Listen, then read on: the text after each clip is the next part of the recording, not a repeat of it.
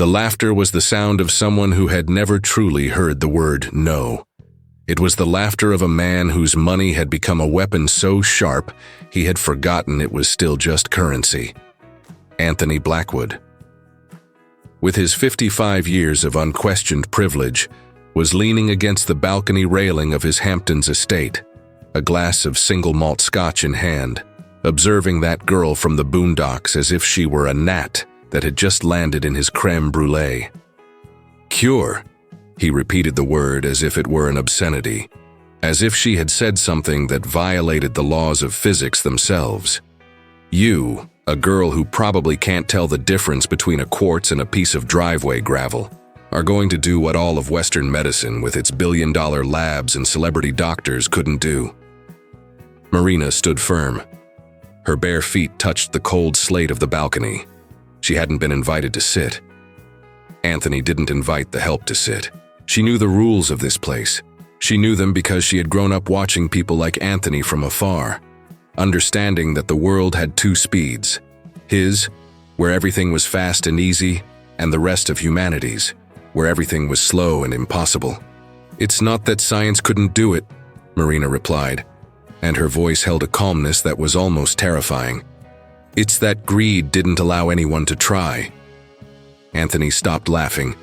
The silence that fell between them was the silence of a man who wasn't used to being spoken to like that. It was a heavy silence. Marina raised her hand, not in supplication, not in surrender, in exhibition.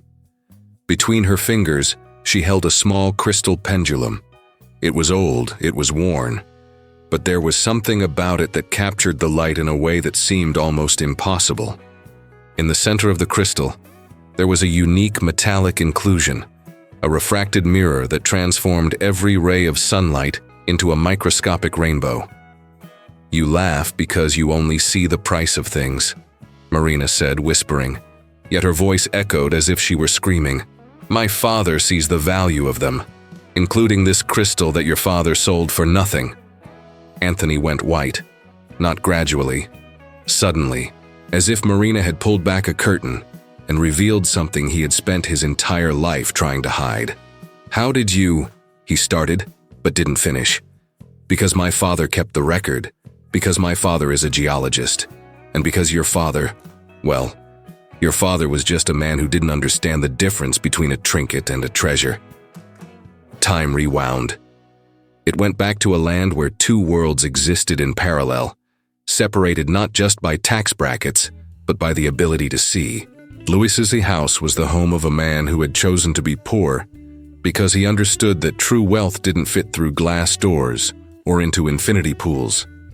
It was a small cabin in the Appalachians, made of wood that creaked under your feet, with loose siding and windows that rattled when the wind blew through the valley. But inside that house, there was a library. There were crystals and minerals organized as if they were works of art, because to Louis, they were. Marina had grown up surrounded by stones. She had played with agates the way other children played with dolls. She had learned to read by reading her father's journals, books on geology, and the secret history of things that live inside the earth. Her father spoke about minerals the way a priest speaks about saints, with reverence, with love, with the certainty that every stone had a story that deserved to be known. "Marina, come here," Louis would call on their quiet nights, moving the kerosene lamp so his daughter could see better. "See this? This is a piezoelectric quartz. It has an extraordinary property. When you squeeze it, it generates a small electric current. When you pass a current through it, it vibrates with almost perfect precision." Marina watched her father hold the crystal against the light, looking through it as if he could see through time. "If someone knew how to use this correctly," Louis continued, his eyes shining with the glow of a man who had touched something sacred, "they could do things conventional medicine never managed." Meanwhile, on the other side of the mountain, in a mansion that seemed to have been built by someone who confused comfort with a rejection of humanity, Anthony walked through empty corridors, holding his son's hand. Leo was 8 years old. Leo had been deaf since birth. Leo was the living failure of a man who had invested millions in treatments, surgeries, hearing aids that cost more than entire houses. "He will hear," Anthony had screamed at doctors, at specialists, at anyone who would listen in their private clinics. "I don't care about the price, he will hear." But the price, apparently, was higher than money. Leo walked beside his father without expression. It was as if there were an invisible barrier between him and the world. As if deafness wasn't just an absence of sound, but an absence of entry. A complete denial that anything could be communicated to him without passing through writing, through gestures, through the need to be seen completely, without mediation. Anthony hated this. He hated it because he couldn't buy it. And what Anthony couldn't buy, Anthony destroyed. That was how Lewis got arrested. The charge was clear on paper. Illegal extraction of minerals on a protected reserve. The land in question, that small property where Lewis and Marina lived, the land that had been in Lewis's family for generations, the land that had deeds, yes, but contested deeds. Deeds that Anthony had challenged through his lawyers, his judges, his money meticulously placed in the right hands. Because Anthony wanted that land. Because on that land, there were minerals. And more importantly, on that land, there was a secret that only Lewis knew completely. The night they took Louis away, Marina was rifling through his documents, his records, looking for anything that could save her father from a prison sentence that was clearly an injustice. That was when she found the journal. Bound in old leather, pages yellowed by time. Her father's handwriting on every page describing minerals with the precision of a poet describing love. And there, between the pages, it was. The complete record of a discovery that had changed Lewis's life. A rare type of quartz. Piezoelectric, with properties that went beyond what science had officially confirmed. Her father had written about it with a certainty that only someone who had held the crystal could have. "Pure vibrations," Marina read aloud, her voice trembling, "can do the impossible. They can reorganize what is broken. They can awaken what has fallen asleep." Marina turned the pages, turned more, turned until she found the photograph. It was old, faded, but clearly visible. A crystal pendulum. Beautiful. Impossible. Holding a reflection that shouldn't exist. Under the photo, in her father's handwriting, a date and a name. The name of the man who had bought the crystal, Anthony's father. For a price her father had described as a pickaxe to the heart of humanity. In prison, when Marina visited her father, she found a man who seemed to have aged years in days. He was sitting behind bulletproof glass, in a room that smelled of industrial cleaner and despair. "Dad!" Marina called through the prison phone. Lewis looked up. There were tears on his face. "Sweetheart, you shouldn't have come. This isn't a place for you." "Where else would I be?" Marina replied. "You're in here for a lie. I need the truth." Lewis breathed, a breath that sounded like the last sigh before giving up. "That stone," he began slowly, as if the words were borrowing every cell of his body. "The one your grandfather found, the one I documented. The one that man's father bought for nothing. They say pure vibrations can do the impossible, honey. They can heal. They can awaken." Marina looked at her father through the glass. She looked and understood that he had planted a seed, that he had a plan, that even in prison he was trying to save not himself but her, and maybe, just maybe, someone she hadn't met yet. That night, Marina sat on the bed in her empty house and opened the laptop she had stolen from the school AV club. She typed the name, she typed the date, she typed crystal pendulum and auction. She found it. In a catalog for collectors of rare crystals, there was an entry. The item was described as piezoelectric quartz pendulum with unique metallic inclusion, provenance contested, estimated at $250,000. It was a price Marina couldn't earn in 10 lifetimes of honest work. But there were other ways to get things, ways her father would never approve of, ways that required her to become something she wasn't, ways that only desperation makes possible. Marina walked into the lobby of Anthony's corporate headquarters carrying a folder of papers as if she were carrying a bomb. Because in a way, that was what she was carrying. It was the truth. And the truth for people like Anthony was just as dangerous as explosives. The building was made of glass and steel. It was the kind of place that made people like Marina feel small, just by breathing the air. The floors reflected her steps in a way that made it seem like she was being watched from below, judged by every polished surface that cost money she would never see. She approached the reception desk. A beautiful woman, perfect makeup, hair that probably cost more than the rent on Marina's house. "I need to speak with Anthony Blackwood. It's urgent. It's about the land." "About Lewis Evans." The woman looked at her, looked at Marina's clothes, at her worn shoes, at the folder that had been kept under a bed. The woman smiled with that smile that is actually a weapon. "Do you have an appointment?" "No, but without an appointment, Mr. Blackwood does not see anyone, and without being invited through proper channels, you cannot go up." "I'm sorry." Marina took a deep breath. "Tell Mr. Blackwood that Marina Evans is here. Tell him I have information about Lewis Evans's land. Tell him I have documents. He's going to want to hear this." The woman typed something on her computer, then waited, then typed again, then picked up the phone, whispered something Marina couldn't hear, and placed the phone back on the hook. "The company attorney will see you on the 3rd floor, room 305. Thank you for coming." Her smile was even faker now. Marina went up in an elevator that played ambient music and smelled of money. It was the kind of elevator where you enter as one person and leave as another, smaller, more fragile, more aware of how much you didn't belong. Room 305 had a frosted glass door. Inside, there was a mahogany desk that looked alive. It was so expensive. There were 2 people, a man in a suit roughly Anthony's age with glasses that cost more than Marina's house, and a security guard. A big man. The kind of man who exists to warn people like Marina that they shouldn't be there. "Marina Evans," said the lawyer, and his tone was like someone speaking to a child. "I am Mr. Carter. I am Mr. Blackwood's legal counsel. He asked me to hear you out." Marina sat down. No one offered her water.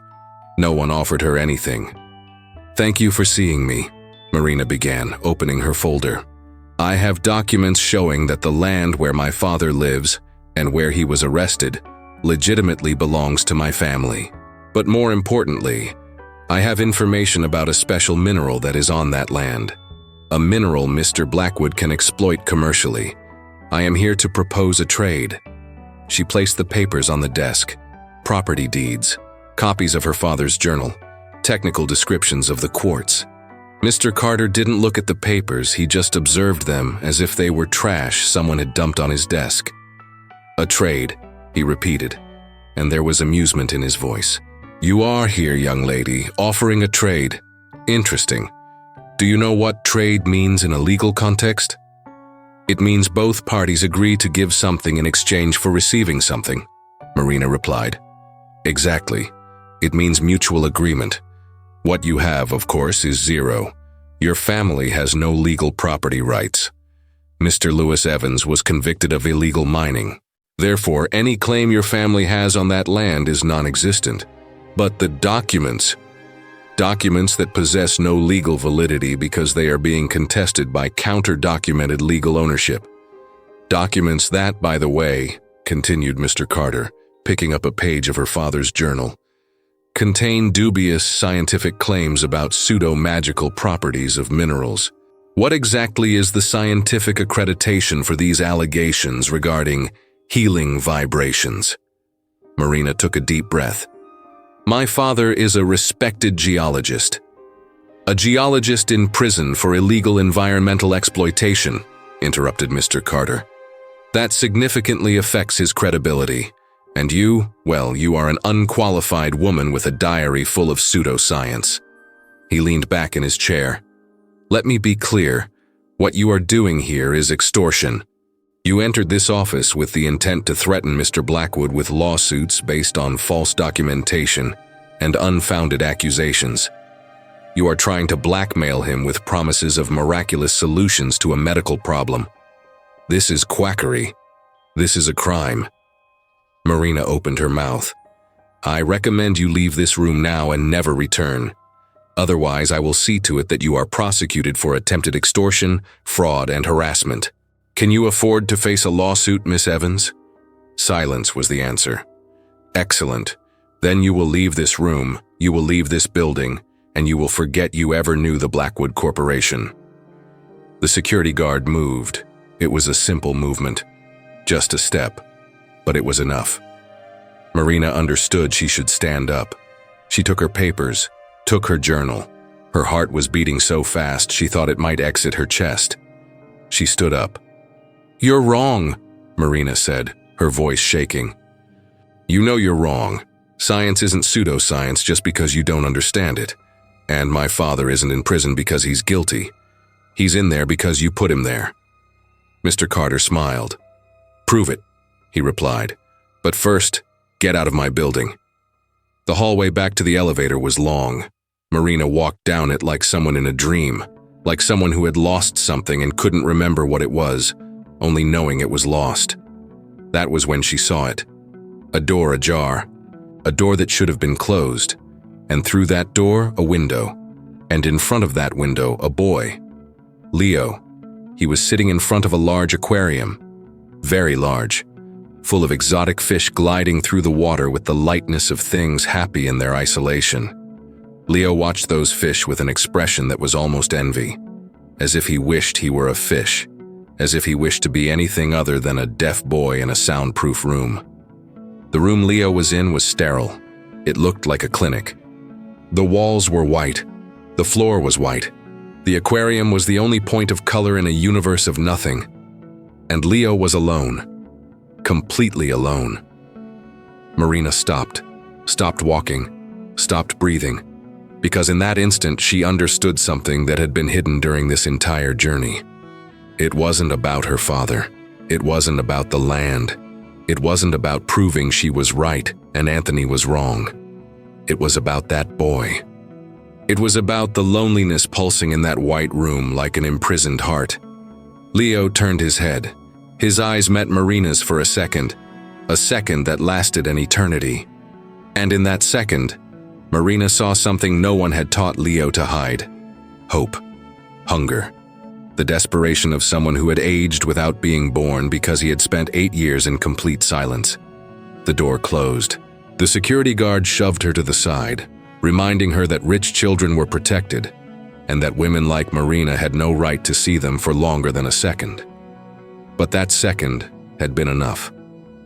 Marina left the building, stepped onto the street, stepped into the discovery that the system wasn't just unfair.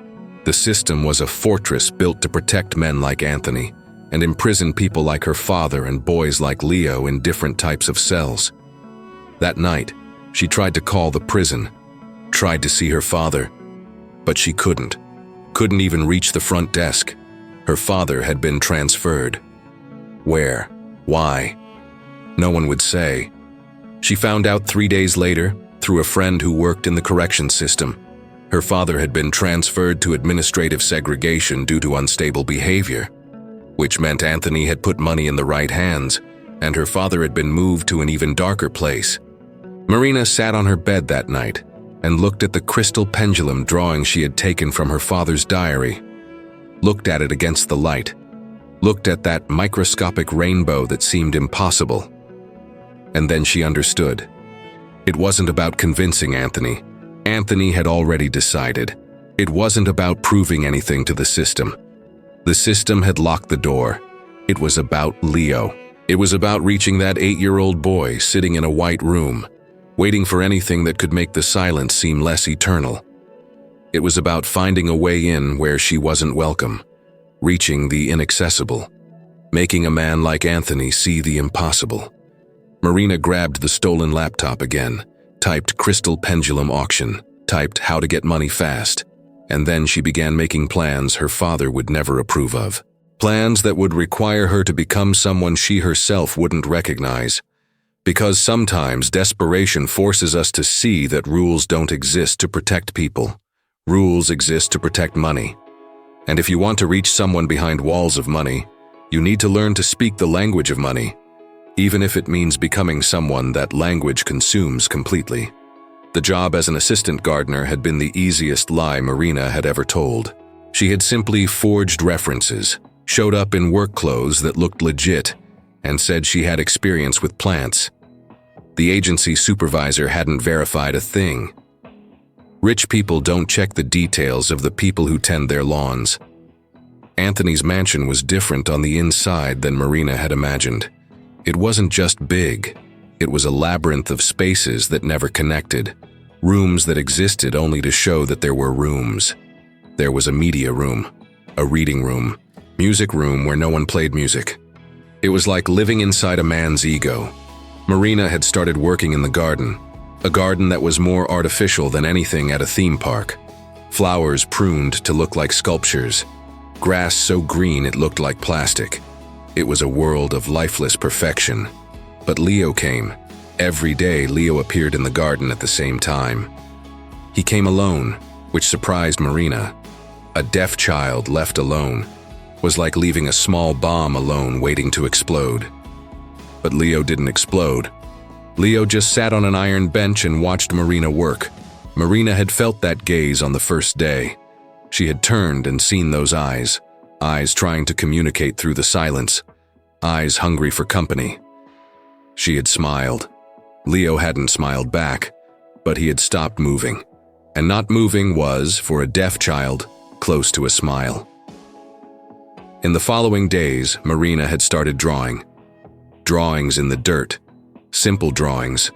A bird, a flower, a house. Things that could be understood without words.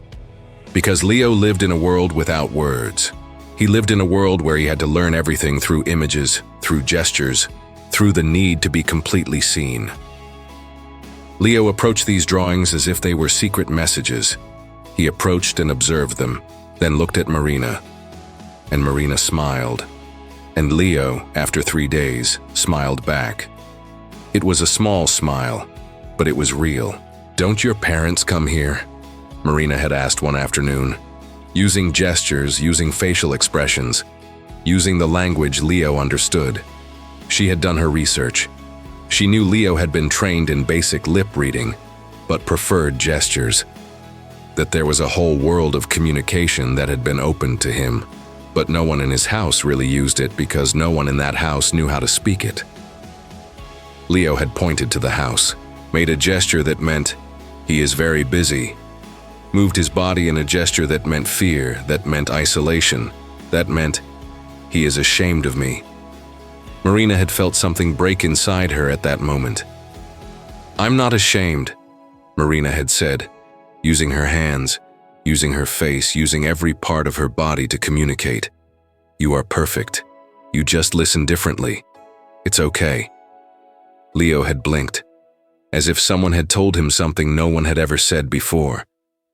Days passed. A week. Marina worked in the garden and spent time with Leo. Drew. Taught him names of plants using gestures. Taught him there was beauty in silent things. Taught him that silence wasn't absence. It was just a different form of presence. Leo started bringing things. A toy, a leaf, a shell he had kept from somewhere. As if he were gifting Marina the life he had built in silence. And Marina began to believe she was on the right track. That maybe if she could just stay close to Leo, if she could just get him to trust her, maybe she could introduce the idea of the pendulum. Maybe she could make him understand there was a stone, a special stone, that could change the vibrations of the world for him. Maybe it was those small hopes that destroyed her. One afternoon, Marina had brought a small shard of quartz. It wasn't the pendulum. It was just a common crystal she had taken from her father's collection, a crystal that vibrated when exposed to light. She had placed it in Leo's hand, made the crystal vibrate against the sunlight. Leo had watched the microscopic rainbow. "This," Marina had said in gestures Leo understood, "is a special stone. It can make things vibrate. It can make important things happen." Leo had held the crystal like it was a fragment of the universe. That was when the security guard saw. The guard had appeared out of nowhere, as security guards for rich men do. He had snatched the crystal from Leo's hands. He had observed Marina with an expression that was pure suspicion. "Were you giving something to the child?" he asked. "It was just a crystal," Marina replied. "I was showing." "You were trying to bewitch the child with magic objects," the guard cut in. "Do you know that is against the terms of your employment?" Marina hadn't answered, because she had understood that her lack of knowledge didn't matter, that her intention didn't matter, that for men in positions of power, reality was only what they decided it was. The guard had reported it. Of course he had reported it. At sunset, Anthony had appeared in the garden. He hadn't come alone. He had brought security. He had come with the fury of a man who had discovered his house had been infiltrated. "You?" said Anthony, and his voice was so cold it felt like the temperature had dropped 20 degrees. "Tried to bewitch my son with magic rocks." "I wasn't bewitching. You are a fraud, a charlatan. You entered my house with the objective of exploiting my son, taking advantage of his condition, probably to shatter his already damaged mind with false hopes. No, I just wanted him to know that he was different, that he was less, that there was magic that could fix him." Anthony walked closer. "My son doesn't need magic, Miss Evans. My son needs medical procedures, surgeries, specialists who understand real science, not fairy tale crystals." Marina breathed. "Set my father free," she said, and her voice came out as a whisper that was almost a scream, "and I cure your deaf son." The silence that followed was the silence before a burst of laughter. And then Anthony laughed. He laughed with that cynical, mocking laugh that had started everything. He laughed like someone who had heard the most hilarious thing in the history of humanity. "You are going to cure my son," he repeated between chuckles. "With what? With more crystals, with rituals, with your criminal father's pseudoscientific diary?" "With the pendulum," Marina replied, and she didn't know why she had said it. She knew it was madness. She knew it was impossible. But she said it anyway. Anthony stopped laughing. "The pendulum," he repeated slowly. "The pendulum my father bought 30 years ago. The pendulum that is in a private collection in Manhattan. The pendulum you have no access to, cannot buy, and definitely cannot own." "If I get it," said Marina, and then the madness completed its siege. "If I manage to bring the pendulum and use it on your son, and if he hears one sound, you let my father go." Anthony observed Marina, observed her like he was watching an animal in a zoo, with curiosity, with contempt, with the absolute certainty that the victim would never escape. "All right," he said, "I will accept your ridiculous bet. Because you are wrong, because you are a fraud, because this proves you were always a fraud. Here's the deal. You have 3 days. 3 days to bring the magic pendulum. You use it on my son. If he hears a sound, any sound, your father is freed and you receive $1 million to disappear. But if it doesn't work, and obviously it won't work, you go to prison for attempted fraud, trespassing on private property, and emotional manipulation of a minor. You will spend a long time behind bars, Miss Evans." Marina didn't answer. "Is that clear?" asked Anthony. "It's clear," replied Marina. "Excellent. Oh, one thing. You will no longer have access to the property. You are fired. Immediately. Security will escort you to the gate." Marina had been removed from the mansion, put into a car, taken to the city streets like trash that had been discarded. That night in her empty room, Marina had done the research. The collector was a man named Robert Vance. A wealthy man. A man who had bought the pendulum at an auction 5 years ago. A man who had collections in 3 different states. She had found his number. She had called. "Mr. Vance, my name is Marina. I need to speak to you about a crystal you own. A piezoelectric quartz pendulum with a unique metallic inclusion. I need to borrow it. It is a matter of life or death." "Who is this?" the collector had asked. "I am someone who is desperate, but I am someone who understands the value of what you own. I understand because my father taught me, and my father is a man you need to meet." There was silence on the line. "Come to my house, tomorrow, 9 a.m. I will determine if you are worthy of being near my pendulum." Marina had hung up the phone, looked at the clock. There were 3 days. 3 days to get the pendulum, find a way to use it on Leo without getting arrested, and prove to a man who would never believe that the impossible was possible.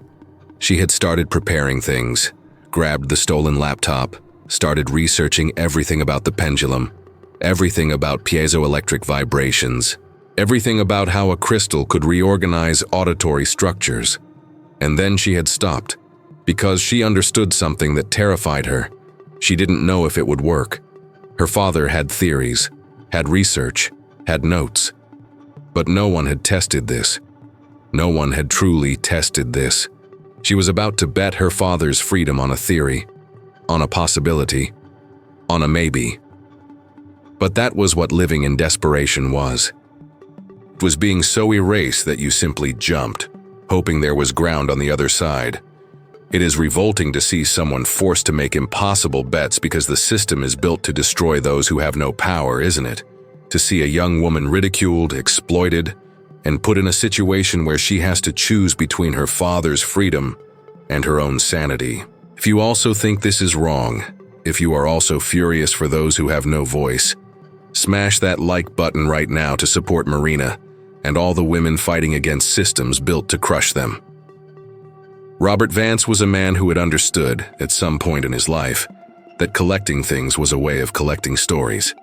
His penthouse wasn't a house. It was a private museum where every crystal, every mineral, every stone had a genealogy as complex as any person's. Marina had entered that museum with her heart racing.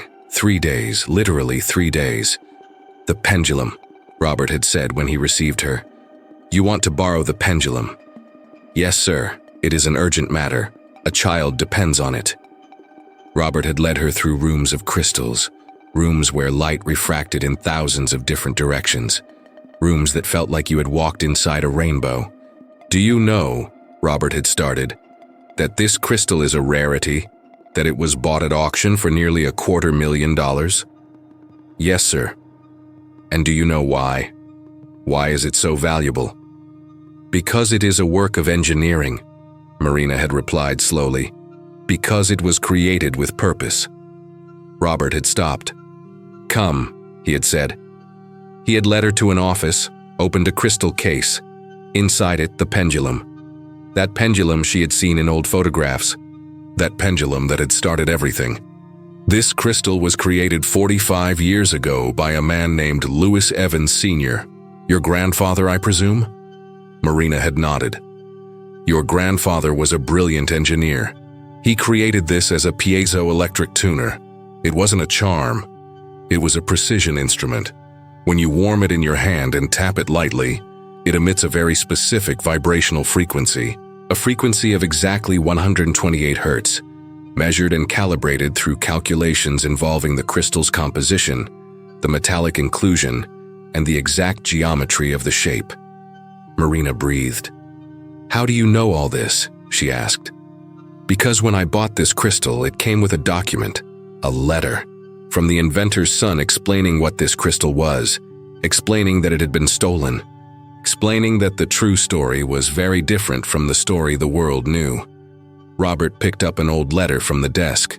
There was a signature at the bottom.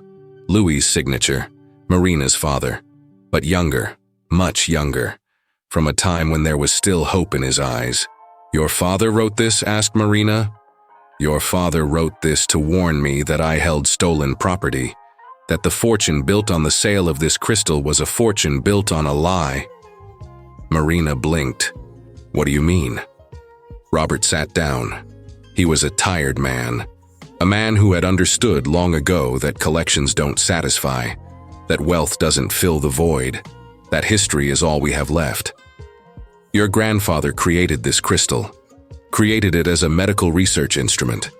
He had a theory that certain vibrational frequencies, when applied through bone conduction, could interfere with mechanical malformations of the middle ear, could unlock seized ossicles." "The ossicles," repeated Marina, as if pronouncing a spell. "The small bones of the middle ear. When they get seized, physically locked, not neurologically, the person becomes deaf. Deaf without the eardrum or any neurological component being damaged. It is a rare malformation, but it exists. Like a jam. said Marina. Exactly. Like a jam. Your grandfather had a theory. He created this crystal to test that theory. And it worked, Marina. It worked. He managed to unlock the ossicles of a child. That child heard again. Marina breathed. But then your father, your grandfather's son, decided to sell the discovery. Or rather, your grandfather was forced to sell. He was friends with a man named Henry Blackwood. Marina froze. Anthony's father, she whispered. Exactly, Anthony's father. Henry Blackwood was a merchant. He didn't understand science, but he understood greed. Henry bought this crystal for a pittance. Paid because your grandfather was desperate. He was sick, needed money for medicine. And he sold the discovery, sold the invention, sold the theory. Robert picked up the crystal. Henry sold it as a curiosity, a collector's piece, as if it were just a pretty rock. He never revealed what it was. He never revealed the potential. Because if he revealed it, he would have to share the profits with the true inventor. So he kept the secret. And when Louis Evans's discovery was rediscovered years later by independent researchers, Henry had already built a fortune. His son Anthony's fortune. Marina looked at the pendulum. The pendulum isn't magic, said Robert. It's just engineering. It's just knowledge applied with empathy. Your grandfather created this because he wanted to help. Your grandfather created this because he loved, and that love was stolen. Stolen to build the arrogance of a man who now thinks he can redirect his greed to save his son through expensive surgeries when the solution was here all along. Does Leo have seized ossicles? Asked Marina. You will need to confirm with a doctor who understands the condition, because most expensive doctors don't know to look. They look at what is obvious and assume that is everything. But I would say yes. The chances are very high. Leo probably has the same condition your grandfather managed to cure with this crystal. Marina breathed. I need to take this with you, said Robert, placing the pendulum in her hands. But I need you to know something. This isn't guaranteed. Your grandfather was an engineer. He knew exactly how to use it. He knew the temperature. He knew the pressure. He knew the exact spot to apply it. You are going to have to learn. How much time? Asked Marina. I have no idea. How much time do you have? Marina breathed. 2 hours. Robert nodded slowly. Then you better start learning. He had taken her to his personal library. There were old documents there, documents Marina's father had left, documents where Louis explained with diagrams and calculations how to use the pendulum, how to warm it, how to apply it, how to wait, how to listen. Because, Louis explained in his careful handwriting, it wasn't about hearing. It was about feeling. It was about having the patience to wait for the ossicles to move, even imperceptibly, in the hope that that tiny vibration could unlock a lifetime of silence. Marina had studied frantically, had memorized every instruction, had understood that it wasn't magic. It was knowledge. It was engineering. It was the result of a man who had loved his child so much, he had invented a way to save children he would never meet. When she left Robert's house, she carried the pendulum, and she also carried the truth that Anthony's fortune had been built on theft, intellectual theft, theft of a life, theft of possibilities. Anthony had waited for her. He was at the mansion. He had gathered witnesses. There were doctors. There were lawyers. There was the entire apparatus of power necessary to prove that Marina was a fraud. The soundproof room was exactly as Marina had imagined it. White, sterile, lifeless. Leo was sitting on a chair in the center. When he saw Marina, his eyes lit up, as if she were the first real thing he had seen in a long time. Well, said Anthony, his voice full of anticipated amusement. Do you have your magic crystal? Marina didn't answer. She held the pendulum in her hand. I will warn you, continued Anthony, that 2 of my private physicians are here. If at any moment you say anything that violates medical protocols or do anything that could harm my son, you will be arrested immediately. Do you understand? Marina nodded. She walked toward Leo, walked slowly, walked like someone carrying the history of her grandfather, of her father, of all the generations of men who had loved and created to save. She held the pendulum in her hand and began to warm it, delicately, with the patience her grandfather had taught through his documents. Leo watched. His eyes didn't blink. Marina warmed the crystal until she felt she had reached the right temperature, until the crystal began to resonate subtly against her veins, that silent pulse that only those who knew to look could feel. Then she raised the pendulum, raised it, and brought it close to Leo's temple, exactly as her grandfather had instructed. Raised it and waited. And then very lightly she tapped it. The sound emitted was almost imperceptible. It was a vibration. It was a frequency. It was the voice of knowledge applied with love calling through 45 years of silence. The entire room held its breath. Leo blinked. Anthony was silent. The doctors were silent. The lawyers were silent. And then Leo opened his mouth. A sound came out. It wasn't speech. It was just a sound. A small moan. A vowel. A thing that had been imprisoned since his birth and now, finally, had found a way to be released. Leo looked at Marina, and his face changed completely, as if he were hearing himself for the first time in his life. "What?" began Anthony, his voice weak, his absolute certainty crumbling like a sandcastle. Marina breathed. "Seized ossicles," she said, her voice clear, her knowledge finally having a name. "Not neurological deafness, a rare malformation, physical, mechanical, unlockable through specific vibrational resonance. Your son is not disabled, Mr. Blackwood.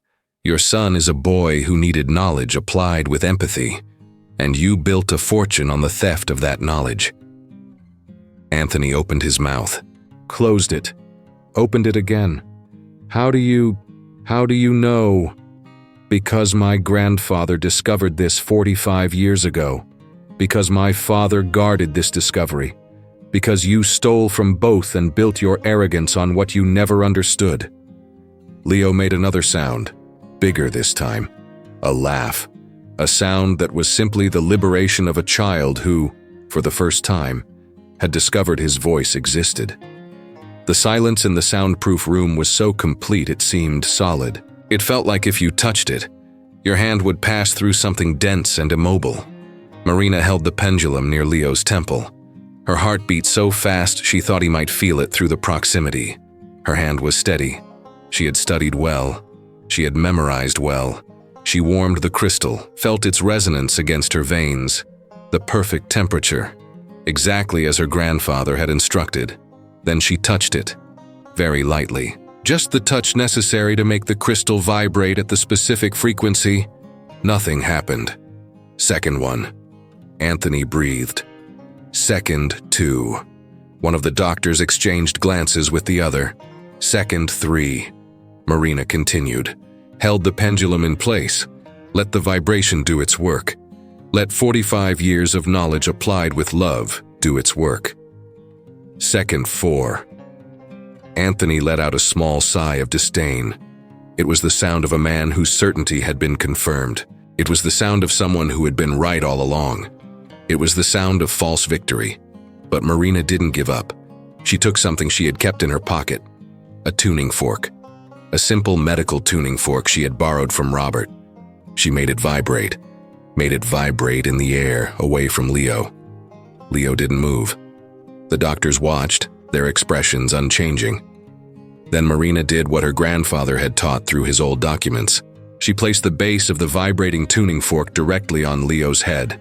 Bone conduction. Not through the air, but through the bones, through the physical structure of the skull. Leo blinked.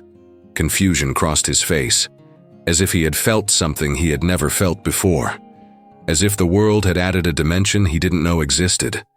His entire body contracted slightly. His eyes widened. It wasn't hearing. Not yet. But it was perception. It was the sensation of sound.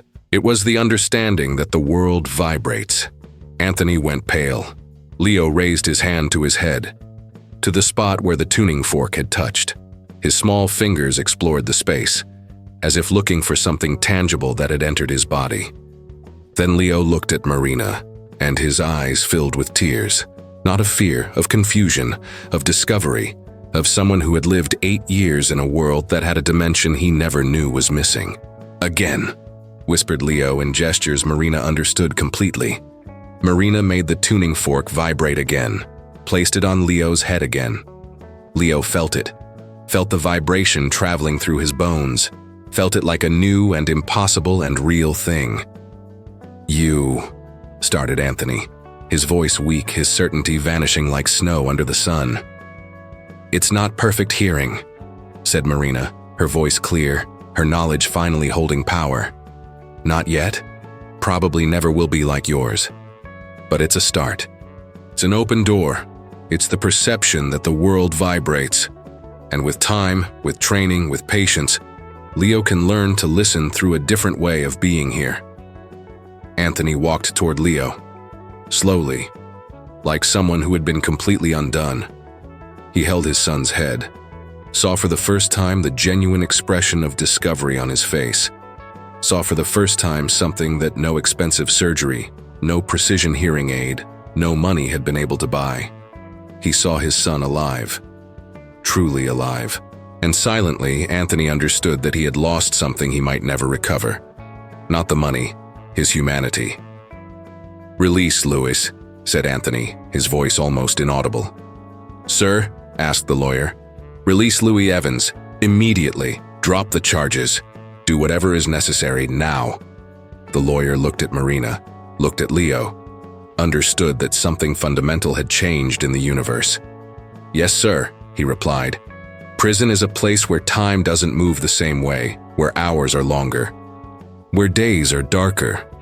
Louis had spent weeks there in a small cell, with the certainty that his life had ended, that his daughter had disappeared forever into a world that was too big and too dark for someone like her. Then a guard had opened the door. "You're free, Evans. Immediate release order." Lewis hadn't believed it. He had thought it was a dream, one of those dreams men who have given up have, where impossible things happen, and then you wake up with the bars still there, still imprisoning. But when he walked out the gate, Marina was there. Just Marina.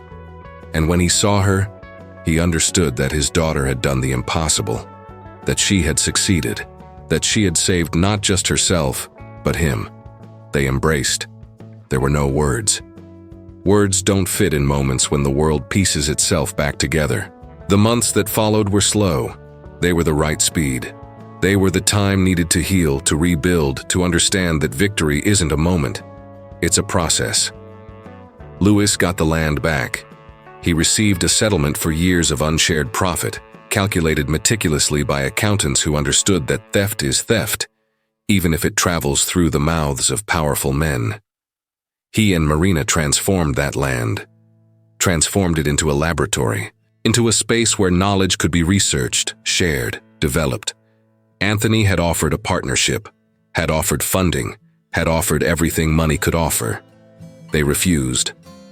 "We don't need your money," Louis had said, his voice finally having the authority it should always have had. "We just need you to get out of the way." Anthony had gotten out of the way. In the final scene, months later, Louis and Marina's lab was up and running. There were crystals on the wall. There were documents. There were drawings. There was the life of two human beings who had chosen knowledge over wealth, empathy over greed. Leo was visiting. He wore a small device attached to his glasses, a prototype based on the crystal pendulum, a device that converted sounds into precise vibrations on the frame of the glasses. Leo was learning to hear in a new way. It wasn't perfect. It would never be like hearing with conventional ears, but it was real. It was functional. It was a bridge between two worlds. Leo smiled at Marina, a smile that had sound now, a smile that vibrated. "Thank you," he said in gestures he had learned, but that now he was learning to combine with the vibrations he could feel. "You're welcome," replied Marina in gestures too. "You always deserved this." Outside, on the other side of the fence, there was a car, and inside the car, a man, Anthony. He had come to see Leo. He had permission only to see him, not to be close, not to control him. And as he watched his son through the glass, as he saw that boy learning to perceive the world in a way his money could never buy, Anthony understood something no one had been able to teach him. He understood that justice isn't revenge. Justice is restitution. It is giving back to those from whom it was stolen. It is recognizing the truth. It is allowing life to continue, but changed, because now the truth is known. His father had stolen. He had profited. He had built a fortune on a lie. But that day, through the glass of a car, he saw his son learning to vibrate, learning to feel the world, learning to be alive in a way no expensive surgery had managed. And Anthony understood that he had lost everything the moment the pendulum had touched his son's head, because he had lost the illusion that power and money could solve everything. He had lost the certainty that he was right. He had lost the arrogance that had defined him. What he had gained was just silence, just the opportunity to hear his own conscience echoing in every cell of his body, screaming about all the moments he had lost with his son because he had chosen greed over empathy. Justice was slow. Justice was methodical. Justice was complete. Not because Anthony went to prison, not because he lost his fortune. Anthony was still rich. Anthony was still powerful in many ways. Justice was complete because the truth had been revealed, because Louis had been freed, because Marina had succeeded, because Leo had discovered that the world vibrates, and because Anthony finally had to listen to the silence of his own conscience. This story taught us that true wealth isn't measured in money, but in dignity, that the cure isn't always magic, but the methodical application of knowledge with empathy, that justice isn't revenge, but restitution and truth, that sometimes power comes from being willing to do the impossible when the system says it's impossible. If you like emotional stories like this, stories that show how knowledge can be a weapon more powerful than greed, subscribe to the channel to become part of our family. Because stories like Marina, Louis, and Leo's need to be told, need to be heard. Because somewhere right now, someone is living in silence, waiting for someone to see that the world vibrates differently for them, and that someone could be you.